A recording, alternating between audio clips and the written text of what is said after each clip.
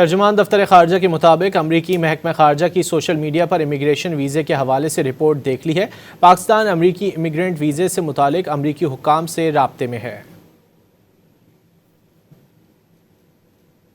Basically, it was a brief statement by the US State Department on their social media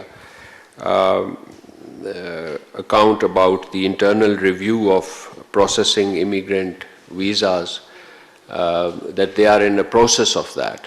So we are in touch with the US authorities to ascertain further details. This is an evolving news that we are following. We understand that this is an internal ongoing process of review of US immigration policies and system, and hope that the routine processing of immigrant visa will resume soon.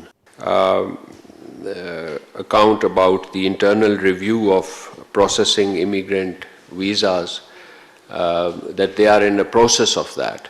So we are in touch with the US authorities to ascertain further details. This is an evolving news that we are following. We understand that this is an internal ongoing process of review of US immigration policies and system, and hope that the routine processing of immigrant visa will resume soon.